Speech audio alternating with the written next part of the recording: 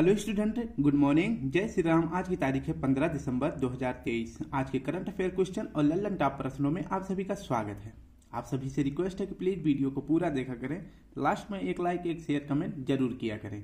अगर आप सभी को इसका पीडीएफ चाहिए तो इस वीडियो के कमेंट बॉक्स के नीचे मैं अपना टेलीग्राम लिंक दे दूंगा, आप वहां से इसका पीडीएफ डाउनलोड कर सकते हैं। तो चलिए शुरू करते हैं। कुमार गौरव सर के करंट अफेयर से लिया गया आज का करंट अफेयर। तो पहला प्रश्न है, मर्सर के लिविंग क्वालिटी इंडेक्स 2023 के अनुसार भारत का शीर्ष शहर कौन सा है। मर्सर द्वारा एक इंडेक्स जारी किया जाता है जिसका क्या नाम है, लिविंग क्वालिटी इंडेक्स 2023 में यह रिपोर्ट जो है, यह इंडेक्स जारी किया गया है। इस इंडेक्स में क्या बात कही गई है, इसमें जो है वायु की गुणवत्ता, शिक्षा के लिए उचित स्थान, स्वास्थ्य के लिए बेहतरी सुविधा उपलब्ध हो और अपराध कम हो, और संचार के लिए मतलब संचार का आपका टेलीकॉम संचार सेक्टर वहां पर अच्छी तरह से कार्य कर रहा हो, इसलिए जो है इस तरह का इंडेक्स जारी किया जाता है मर्सर के द्वारा। और इसमें बताया गया है कि भारत के अंदर जो है कौन सा ऐसा स्थान है जो पहला स्थान प्राप्त किया है। तो आपका सही जवाब हो जाएगा हैदराबाद। ठीक है, इसकी व्याख्या हो गई। मर्सर का इंडेक्स लिविंग क्वालिटी इंडेक्स 2023 में भारत का पहला स्थान किस शहर को दिया गया है, तो यह हैदराबाद को दिया गया है। लेकिन अगर विश्व में पूछे तो विश्व में हैदराबाद का स्थान कितना है, तो 153वां स्थान है। विश्व में पहला स्थान देखें तो किसे दिया गया है, तो यह वियना को दिया गया है। और वियना जो है यह ऑस्ट्रिया की राजधानी है। और दूसरे नंबर पर ज्यूरिख को दिया गया है। अंतिम स्थान देखें विश्व में तो किसे दिया गया है, तो अंतिम स्थान दिया गया है जो 241वें नंबर पर है, खार्तूम, जो कि सूडान की राजधानी है। ठीक है, तो मर्सर के लिविंग क्वालिटी इंडेक्स में भारत का शीर्ष शहर कौन सा है, तो आपका सही जवाब हो जाएगा हैदराबाद। और अगर विश्व में पूछे तो हैदराबाद का स्थान है 153वां। अगर विश्व में पहला स्थान पूछे तो विश्व में पहला स्थान हो जाता है वियना की, जो कि ऑस्ट्रिया की राजधानी है। दूसरे नंबर पर है आपका ज्यूरिख। अंतिम स्थान पर 241वें स्थान पर है खार्तूम, जो कि सूडान की राजधानी है। अब खार्तूम जो है ये जियोग्राफी की दृष्टि से महत्वपूर्ण हो जाता है। क्योंकि खार्तूम में ही व्हाइट नील और नीली नील, ये दोनों नील जो है खार्तूम में आकर मिल जाती हैं। ठीक है, तो कहाँ मिलती हैं, खार्तूम में मिलती हैं। और इसके बाद जो नदी बनकर बहती है उसे कौन सी नदी कही जाती है, तो उसे नील नदी कहा जाता है। तो ये भी जो है ज्योग्राफी की दृष्टि से आपको खार्तूम याद रखना है। खार्तूम जो है सूडान किस महाद्वीप में है, तो यह अफ्रीका महाद्वीप में है। ठीक है, किस महाद्वीप में है, तो यह अफ्रीका महाद्वीप में है। तो यहीं पर जो है खार्तूम में व्हाइट नील और नीली नील मिलकर जो है खार्तूम में नील नदी का निर्माण करती है। ठीक है, अब हैदराबाद आया है तो हैदराबाद के बारे में देखते हैं। हैदराबाद जो है किस नदी के किनारे स्थित है, तो मूसी नदी के किनारे कौन सा शहर स्थित है, तो हैदराबाद, HA से हैदराबाद। ठीक है, बाजरे व मोटे अनाज का उत्कृष्टता केंद्र कहाँ खोला गया है, यह भी जो है हैदराबाद में खोला गया है। नेक्स्ट है आपका हैदराबाद का भारत में विलय करने के लिए कौन सा ऑपरेशन चलाया गया था, तो ऑपरेशन चलाया गया था पोलो। और कब चलाया गया था, तो 1948 को। ठीक है, तो हैदराबाद को भारत में विलय करने के लिए कौन सा ऑपरेशन चलाया गया, ऑपरेशन पोलो। तो हमारे प्रश्न का सही जवाब हो जाएगा, मर्सर के लिविंग क्वालिटी इंडेक्स 2023 में भारत का शीर्ष स्थान में कौन सा शहर शामिल है, तो हैदराबाद। नेक्स्ट प्रश्न देखते हैं। प्रश्न है दूसरा, हाल ही में international tennis hall of fame में शामिल होने वाली पहली एशियाई पुरुष टेनिस खिलाड़ी कौन है। तो हाल ही में international tennis hall of fame में शामिल होने वाले पहले एशियाई पुरुष टेनिस खिलाड़ी कौन बने हैं, तो आपका ऑप्शन सही हो जाएगा ऑप्शन डी, यानी कि विजय अमृत राय और लिएंडर पेज, ये दोनों शामिल हुए हैं। और ये दोनों जो है कहाँ के हैं, एशियाई पुरुष टेनिस खिलाड़ी हैं। अब इनके बारे में देख लेते हैं। तो international tennis hall of fame में शामिल होने वाले कौन कौन है, तो लिएंडर पेज और विजय अमृत राय हैं। ये दोनों एशिया के हैं। जबकि एक और व्यक्ति शामिल हुए हैं इस हॉल ऑफ फेम में, उनका क्या नाम है, रिचर्ड इवांस, जो कि कहाँ के, ये यूके के पत्रकार हैं। ठीक है, और पहली बार जो है पहली एशियाई भी इसमें शामिल हुई है, जो महिला हैं उनका क्या नाम है, तो पहली एशियाई महिला शामिल होने वाली international tennis hall of fame में कौन है, लीना है, जो कहाँ की है, चीन की है। अब देखते हैं लिएंडर पेज के बारे में। लिएंडर पेज ने 1986 के इंटरनेशनल टेनिस खेल में जो है अटलांटा में जिसका आयोजन किया गया था, और अटलांटा कहाँ है, यूएसए में। इसमें जो है लिएंडर पेज ने कौन सा मेडल जीता था, तो इन्होंने जीता था ब्रोंज मेडल। तो ये हो जाता है आपका सही जवाब। अभी हाल ही में international tennis hall of fame में शामिल होने वाले व्यक्ति कौन है, जो एशिया के हैं, विजय अमृतराज और लिएंडर पेज है। और अगर पहली एशियाई महिला पूछे तो लीना है, जो कि चीन की है। अभी हाल ही में एक और रिपोर्ट जारी हुआ था जिसमें जो है international cricket hall of fame में शामिल होने वाले कौन कौन से व्यक्ति हैं, तो एडुल्जी ये भारतीय हैं, सहवाग भी भारतीय हैं, और डिसिल्वा ये श्रीलंका के क्रिकेट खिलाड़ी हैं। तो हॉल ऑफ क्रिकेट फेम में शामिल होने वाले पहले एशियाई कौन है, तो एडुल्जी महिला में हो जाती हैं, और वीरेंद्र सहवाग और डिसिल्वा ये पुरुष में हो जाते हैं इस हॉल ऑफ क्रिकेट फेम में शामिल होने वाले व्यक्ति। नेक्स्ट है आपका कि टेनिस से संबंधित प्रश्न है। तो टेनिस के 4 ग्रैंड स्लैम होते हैं, कौन कौन से हैं। साल की जो है किस ग्रैंड स्लैम से शुरुआत होती है, तो ऑस्ट्रेलिया से शुरुआत होती है, और खत्म किस पे होती है, तो यूएस ओपन ग्रैंड स्लैम पर समाप्त होती है। तो पहला हो जाता है आपका Australian open, French open, Wimbledon open, और इसके बाद चौथा हो जाता है यूएस ओपन। अगर पूछे कि जो है ऑस्ट्रेलिया ओपन किसने जीता है, तो ऑस्ट्रेलिया ओपन, फ्रेंच ओपन और यूएस ओपन, ये तीनों ओपन किसने जीता है, तो नोवाक जोकोविच ने। ठीक है, एन से नोवाक जोकोविच हो जाएगा। सिर्फ एक अकेला जो है ये विंबलडन किसने जीता है, तो ये कार्लोस जीते हैं। ठीक है, कार्लोस अलकराज, कैसे कार्लोस अलकराज हो जाएगा। बाकी के ऑस्ट्रेलियन, फ्रेंच और यूएस ओपन किसने जीता है, तो नोवाक जोकोविच ने जीता है। अब हम देखते हैं अपना तीसरा प्रश्न।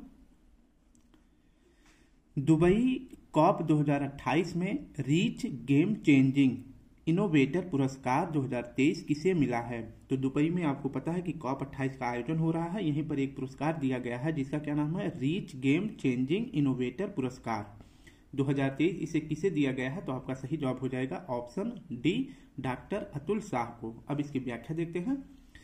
कॉप 28 जो कि आयोजित हो रहा कहाँ, यूएई के दुबई शहर में। ठीक है, इसमें जो है एक अवार्ड दिया जाता है जिसका क्या नाम है, reach game changing innovator award. यह किसे दिया गया है, तो डॉक्टर अतुल शाह को दिया गया है। इन्हें यह पुरस्कार क्यों दिया गया है, क्योंकि कुष्ठ रोग की देखभाल करने के लिए इन्हें जो है गेम चेंजिंग इनोवेटर पुरस्कार दिया गया है। और कुष्ठ रोग को लेप्रोसी रोग भी कहते हैं। ठीक है, और कुष्ठ रोग किस रोग से होता है, तो कुष्ठ रोग किससे होता है, तो यह जीवाणु से होता है। ठीक है, और इसके बाद कॉप 28 में जो अध्यक्ष बने हैं उनका क्या नाम है, तो सुल्तान जबेर कॉप 28 के हेड हैं।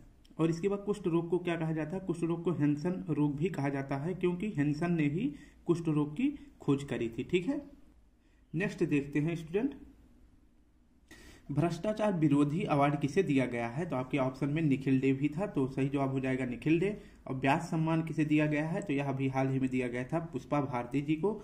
किस उपन्यास के लिए, तो इनकी यादें उपन्यास के लिए इन्हें व्यास सम्मान दिया गया था। व्यास सम्मान की शुरुआत कब की जाती है, तो 1991 ईस्वी में। और एक पुरस्कार दिया गया था जो कि ऑप्शन में दिया गया नाम है दिवाली पावर ऑफ अवार्ड। यह किसे दिया गया है, दिवाली पावर ऑफ अवार्ड यह दिया गया है वॉन की मून जी को, जो कि यह यूएनओ के पूर्व हेड भी रहे थे। हमारा चौथा प्रश्न है, हाल ही में डेका कार्न बनने वाली भारतीय ब्रांड कौन सा है। डेका कार्न बनने वाली भारतीय ब्रांड कौन सा है, तो डेका कार्न कैसे बनती है इसके बारे में व्याख्या देखते हैं। पहले तो आपका सही जवाब हो जाएगा आईपीएल। तो हाल में डेका कार्न बनने वाली भारतीय ब्रांड कौन है, तो आईपीएल। अब इसकी व्याख्या देखते हैं कि डेका कार्न कैसे बनता है। जब हम कोई नवाचार करते हैं, यानी कि किसी चीज की शुरुआत करते हैं और वो धीरे धीरे ग्रोथ करता है, तो उसे स्टार्टअप कहा जाता है। ठीक है, जब स्टार्टअप जो है, स्टार्टअप में जो है जिस कंपनी की ब्रांड वैल्यू एक बिलियन डॉलर हो जाए, जिस कंपनी की ब्रांड वैल्यू कितनी हो जाए, 1 बिलियन डॉलर हो जाए, तब वह क्या बन जाता है, तो वह यूनिकॉर्न बन जाता है। ठीक है, और यही यूनिकॉर्न, जब इस यूनिकॉर्न कंपनी की ब्रांड वैल्यू कितनी हो जाए, जो अगर 10 बिलियन डॉलर हो जाए, तो यह यूनिकॉर्न कंपनी क्या बन जाती है, डेका कार्न बन जाती है। ठीक है, जब 1 मिलियन ब्रांड वैल्यू रहे किसी कंपनी की, तो वह यूनिकॉर्न बनती है। और जब उसी कंपनी की ब्रांड वैल्यू 10 मिलियन डॉलर हो जाए, तो वह क्या बन जाती है, तो डेका कार्न बन जाती है। और भारत का पहला डेका कार्न बनने वाला कौन सा ब्रांड है, तो यह हो जाता है आपका आईपीएल। ठीक है, अब आईपीएल की ब्रांड वैल्यू वर्तमान में कितनी है, तो आईपीएल की ब्रांड वैल्यू है 10.7 बिलियन डॉलर कितना है आईपीएल की ब्रांड वैल्यू कितना है, तो 10.7 बिलियन डॉलर आईपीएल की ब्रांड वैल्यू है। अगर पूछे कि जो है सबसे मूल्यवान टीम जो है आईपीएल में कौन सी है, तो आपको पता है कि अब की बात 10 टीमों ने आईपीएल खेला था, तो सबसे मूल्यवान टीम कौन सी हो जाती है, आपको पता है कि यह है किसका है, यह जो है मुकेश अंबानी की टीम है मुंबई। तो आपको पता ही है कि मुकेश अंबानी जो है अपने भारत में सबसे अमीर व्यक्ति हैं, तो उनकी जो टीम रहेगी वो सबसे अमीर रहेगी। ठीक है, तो सबसे मूल्यवान टीम कौन सी है, बम्बई है। और आईपीएल का ब्रांड वैल्यू कितना है, तो 10.7 बिलियन डॉलर है। और इस हिसाब से भारत की पहली डेकाकॉर्न बनने वाली कौन सी कंपनी है, तो यह हो जाता है आपका आईपीएल। ठीक है, अब देखते हैं पूरे विश्व में अगर स्पोर्ट्स में देखा जाए, यह एक स्पोर्ट्स है, तो अब देखते हैं कि पूरे विश्व में स्पोर्ट्स में सबसे बड़ा डेकाकॉर्न कौन सा है वर्तमान में, तो यह है नेशनल फुटबॉल टीम। इसकी ब्रांड वैल्यू देखी जाए कितनी है, तो नेशनल फुटबॉल टीम की ब्रांड वैल्यू वर्तमान में कितनी है, तो 18 बिलियन डॉलर है। ठीक है, तो याद रखेंगे। तो हमारे प्रश्न का सही जवाब क्या हो जाएगा, भारत की पहली डेकाकॉर्न कंपनी कौन सी है, तो वह है आईपीएल। इसकी ब्रांड वैल्यू है 10.7 बिलियन डॉलर। नेक्स्ट प्रश्न है 5वां, राज्यसभा में पारित विधेयक के अनुसार, ये प्रश्न थोड़ा सा बड़ा है और काफी समय भी लग सकता है, तो ध्यान से देखेंगे तभी आपको समझ में आएगा। तो 5वां प्रश्न हो जाता है, राज्यसभा में पारित विधेयक के अनुसार चुनाव आयोग में नियुक्ति के लिए गठित चयन समिति में कौन कौन शामिल होगा। तो इसमें कहा गया कि चुनाव आयोग में शामिल होने के लिए, उनकी नियुक्ति में चयन करने के लिए कौन कौन से व्यक्ति चुनाव आयोग में अपना वोट कर सकते हैं। ठीक है, यानी कि चुनाव आयोग का जो चुनाव आयोग है उसको गठित करने के लिए कौन कौन उसमें शामिल हो सकते हैं, ये बात इसमें कही गई है। और अभी हाल ही में एक विधेयक भी पारित किया गया है जो कि राज्यसभा से पास हो गया है। तो पहले तो आपका सही जवाब हो जाएगा ऑप्शन डी। इसकी व्याख्या देखते हैं और ध्यान से देखना। मुख्य और अन्य चुनाव आयुक्त, ठीक है, जो है चुनाव आयोग में कौन कौन से शामिल होते हैं, तो मुख्य चुनाव आयुक्त और 2 अन्य चुनाव आयुक्त इसमें शामिल होते हैं। ठीक है, इनकी नियुक्ति संबंधी विधेयक जो है 2023 में पारित किया गया था, कहां पर, राज्यसभा में। तो राज्यसभा में पेश किया गया है बिल चुनाव आयोग के गठन के लिए। ठीक है, कि इनकी नियुक्ति कैसे की जा सकती है, तो इसको जो है यह बिल जो है कहां पर पेश किया गया, राज्यसभा में। और किसके द्वारा पेश किया गया है, तो अर्जुन राम मेघवाल जी के द्वारा, जो कि भारत के वर्तमान में कानून मंत्री हैं। और यह बिल जो है राज्यसभा से पास भी हो चुका है।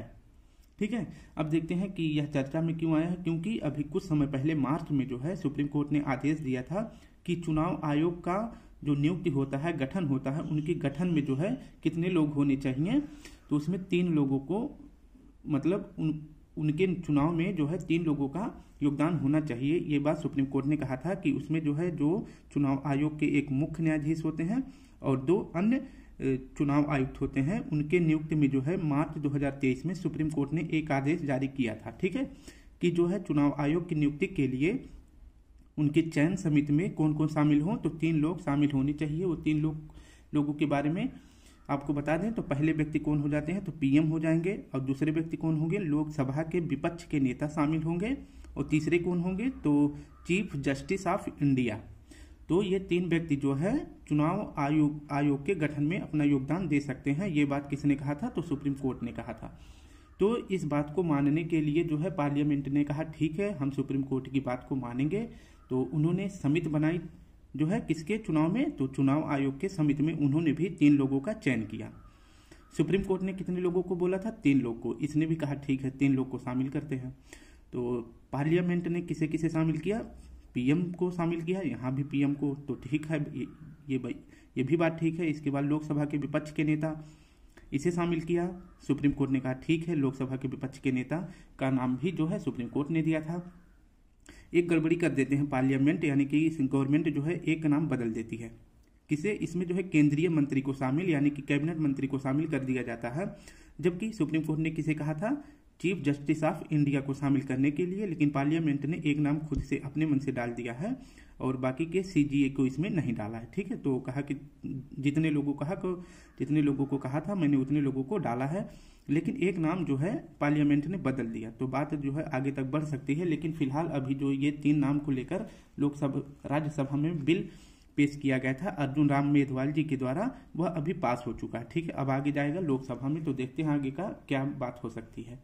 तो अब हम अपने प्रश्न के बारे में देखते हैं कि चुनाव आयोग से संबंधित प्रश्न है। तो चुनाव आयोग का गठन कब किया गया था इसके बारे में देखते हैं, और यह किसका चुनाव करते हैं, और पहले चुनाव आयुक्त कौन थे, तो सभी प्रश्न देखते हैं। तो चुनाव आयोग का स्थापना कब हुआ था, तो इसकी स्थापना हुई थी 25 जनवरी 1950 को।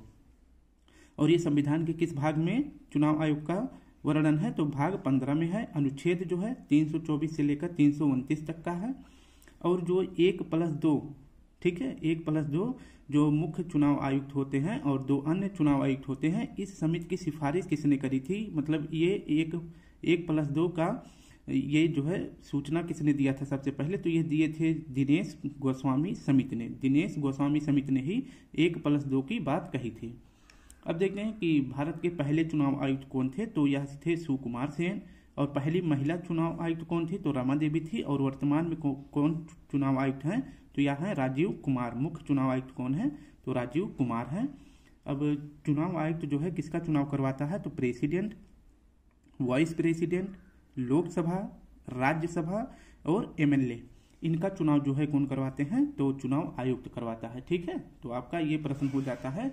तो राज्यसभा में पारित विधेयक के अनुसार चुनाव आयोग में नियुक्ति के लिए गठित चयन समिति में कौन शामिल होंगे, तो ये जो है बिल किसने पेश किया था, मतलब इन 3 लोगों का नाम किसने दिया था, तो पार्लियामेंट यानी कि जो गवर्नमेंट है उस वर्तमान में, उसने प्रधानमंत्री, केंद्रीय मंत्री और लोकसभा के विपक्ष नेता का नाम दिया था। जबकि सुप्रीम कोर्ट जो है 2023 मार्च में क्या नाम दिया था, पीएम, लोकसभा के विपक्ष के नेता और सीजीए। ठीक है, लेकिन इसमें से जो है सीजीए को पार्लियामेंट ने नहीं शामिल किया, और शामिल किसे कर लिया, केंद्रीय मंत्री या कैबिनेट मंत्री को। ठीक है, हमारा नेक्स्ट प्रश्न है, हाल ही में चर्चा में रहे उष्णकटिबंधीय चक्रवात जैस्पर का संबंध किससे है, यानी कि जैस्पर जो उष्णकटिबंधीय चक्रवात है यह किस देश में आया हुआ है, तो आपका सही जवाब हो जाएगा ऑस्ट्रेलिया। AUS यानी ऑस्ट्रेलिया में आया हुआ है। इसकी व्याख्या देखते हैं।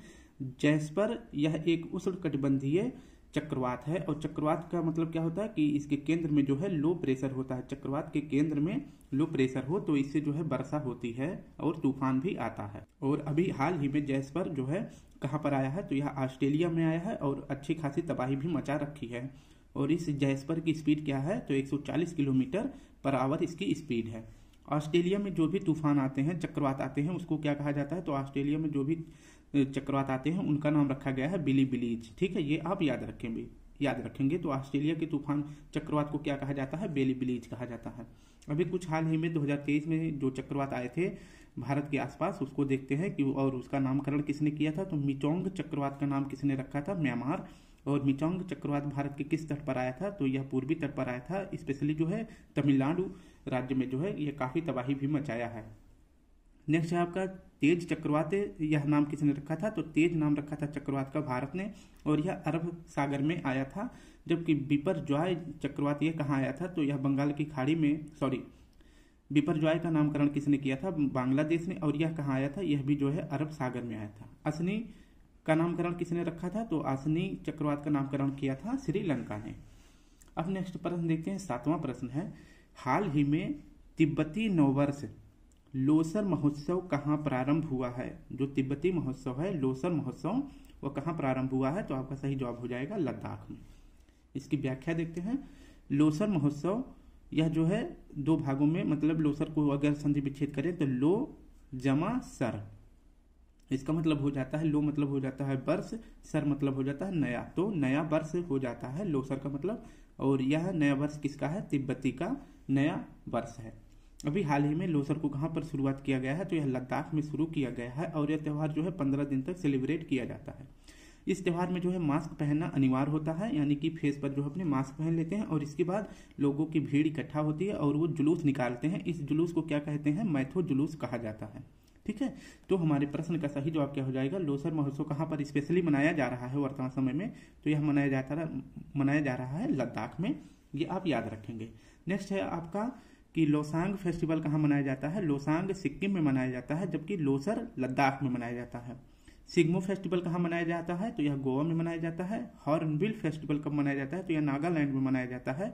और नागालैंड का जब स्थापना दिवस मनाया जाता है 1 दिसंबर को, क्योंकि 1 दिसंबर 63 को नागालैंड जो है अलग राज्य बनता है, किसी से काट कर बनाया जाता है तो असम से काट कर बनाया जाता है। तो 1 दिसंबर को जो है हॉर्नबिल फेस्टिवल मनाया जाता है नागालैंड में। आज का हमारा 8वां प्रश्न है, यूनाइटेड वर्ल्ड रेसलिंग ने वर्ष 2023 की उभरती हुई महिला स्टार के रूप में किसे नामित किया है? यूनाइटेड वर्ल्ड रेसलिंग ने वर्ष 2023 की उभरती हुई महिला स्टार के रूप में किसे नामित किया है? तो आपका सही जवाब हो जाएगा ऑप्शन डी, अंतिम पंघाल को। अब अंतिम पंघाल जी की उपलब्धि के बारे में देख लेते हैं। अंतिम पंघाल जी का जन्म कहाँ पर हुआ है, यानी कि ये हरियाणा राज्य से संबंधित है अंतिम पंघाल जी, और यह एक कुश्ती प्लेयर हैं, यानी कि रेसलिंग प्लेयर हैं, और इन्हें जो है अभी हाल ही में पूरे विश्व के अंदर उभरती महिला स्टार के रूप में नामित किया गया है। ठीक है, किसे नामित किया गया है? तो अंतिम पंघाल जी को। अब इनकी उपलब्धि क्या है कि ये जो है 53 kg की भार वर्ग से खेलती है, यानी कि ये अपने जो है 53 वर्ग की कैटेगरी के साथ ये जो है कुश्ती खेलती हैं। नेक्स्ट आपका इनकी उपलब्धि क्या है? इन्हें अभी हाल ही में जो है अंडर 20 विश्व चैंपियन का अवार्ड भी मिला है अंतिम पंघाल जी को। इसके बाद कजाकिस्तान की राजधानी जो है अस्थाना, यहाँ पर एशियाई चैंपियनशिप का आयोजन हुआ था, जिसमें अंतिम पंघाल जी ने कौन सा मेडल जीता था? तो सिल्वर मेडल जीता था। जबकि 2 बार जूनियर वर्ल्ड चैंपियनशिप बनने वाली पहली भारतीय महिला कौन है? तो यह भी कौन है? अंतिम पंघाल जी। तो 2 बार जूनियर वर्ल्ड चैंपियनशिप चैंपियन बनने वाली पहली भारतीय महिला कौन है? तो अंतिम पंघाल जी हैं। तो हमारे प्रश्न का सही जवाब क्या हो जाएगा? उभरती हुई महिला स्टार के रूप में यूनाइटेड वर्ल्ड रेसलिंग का खिताब किसे मिला है? तो यह मिला है अंतिम पंघाल जी को। हमारा 9वां प्रश्न है, हाल ही में नई समुद्री एम्फीपोड प्रजाति, हाल ही में नई समुद्री एम्फीपोड प्रजाति जिसका क्या नाम है? डेमोरचेस्टिया एलानेसिस, डेमोरचेस्टिया एनालिसिस कहाँ खोजी गई है? तो इसका पहले सही जवाब हो जाएगा उड़ीसा में। अब इसकी व्याख्या देखते हैं। डेमोरचेस्टिया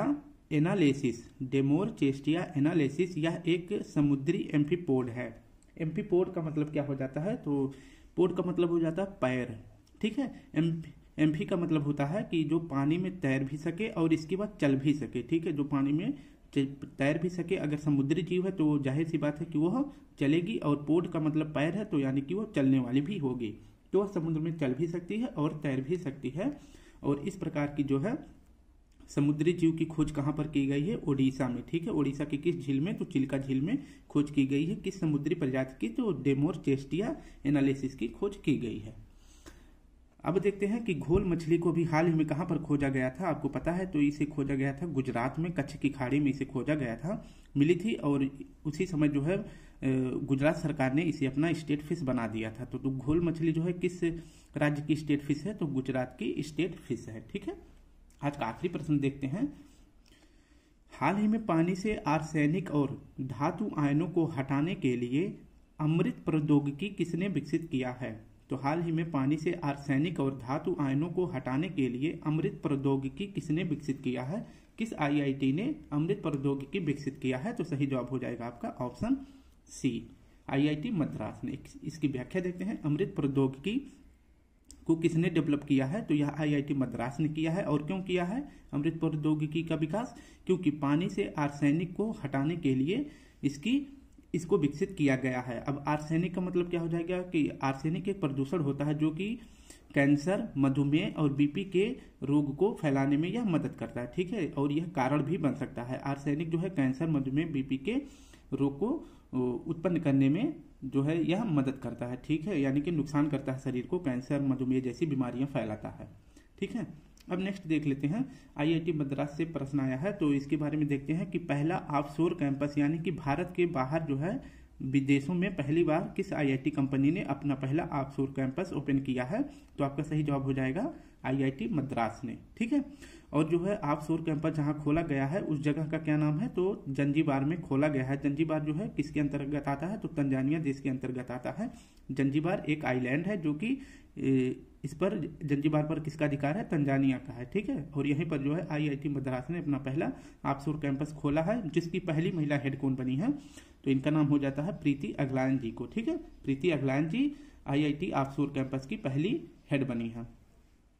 और वायु को शुद्ध करने के लिए प्रोजेक्ट काटरू किसने शुरू किया था? तो वायु को शुद्ध करने के लिए प्रोजेक्ट काटरू किसके द्वारा शुरू किया गया था? तो किस आईआईटी के द्वारा? तो यह भी आईआईटी मद्रास के द्वारा खोला गया था। ठीक है, तो आईआईटी प्रोजेक्ट काटरू किसने खोला है? Sorry, project Katru IIT Madras ने, जो कि वायु को शुद्ध करेगा। तो हमारे प्रश्न का सही जवाब क्या हो जाएगा? अमृत प्रौद्योगिकी किसने शुरू किया है? तो यह आईआईटी मद्रास ने। तो स्टूडेंट, इस तरह से हमने 10 प्रश्नों को अच्छी तरह से व्याख्या के साथ 25 मिनट में सॉल्व कर लिया है। अगर आप सभी को इसका पीडीएफ चाहिए तो इस वीडियो के कमेंट बॉक्स के नीचे मैं अपना टेलीग्राम लिंक दे दूंगा, आप वहां से इसका पीडीएफ डाउनलोड कर सकते हैं। कल फिर मिलते हैं एक अच्छे वीडियो के साथ। आज के लिए आप सभी को प्यारा सा जय हिंद, जय भारत।